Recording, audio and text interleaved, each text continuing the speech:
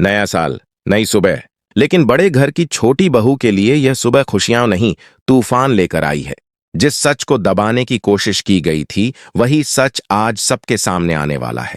और आज का फैसला किसी एक की नहीं, पूरे घर की किस्मत बदल देगा। नए साल की पहली सुबह बड़े घर में अजीब सी खामोशी लेकर आई। मंदिर की घंटी बज रही थी, लेकिन किसी के मन में शांति नहीं थी। अहाना आंगन में खड़ी थी, हाथ में पूजा की थाली, लेकिन आंखों में सवालों का सैलाब।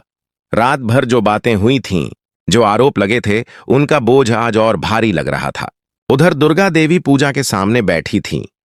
चेहरे पर वही सख्ती, लेकिन आंखों में कहीं न कहीं डर छिपा था। उन्हें पता था कि आज अगर एक भी बात गलत दिशा में गई तो घर की नींव हिल सकती है।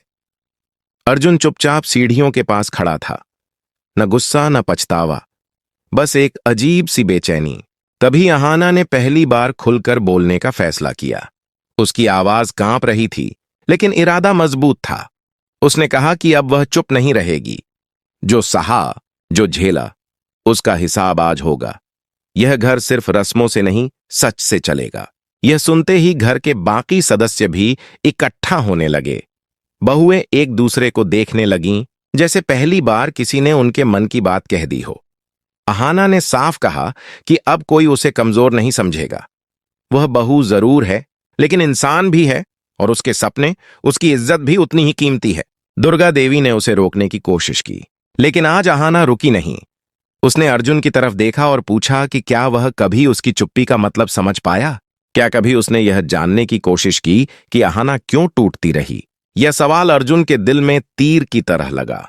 पहली बार उसके चेहरे पर पछतावा साफ दिखा। वह कुछ कहना चाहता था, लेकिन शब्द साथ नहीं दे रहे थे। तभी घर के बुजुर्गों ने भी महसूस किया कि अब चीजें पहले जैसी नहीं रहेंगी। यह नया साल सिर्फ कैलेंडर नहीं बदल रहा, रिश्तों की परीक्षा ले रहा है। आज फैसला होना था कि यह घर डर से चलेगा या समझ से। अंत में अहाना ने वही कहा जो पूरे घर को सोचने पर मजबूर कर गया। उसने कहा कि वह लड़ाई नहीं चाहती, लेकिन इज्जत से समझौता भी नहीं करेगी। अगर इस घर में रहना है तो सच और सम्मान के साथ। नया साल बड़े घर के लिए नई शुरुआत बन सकता है, या सबसे बड़ा टकराव। फैसला अब इस घर को करना है।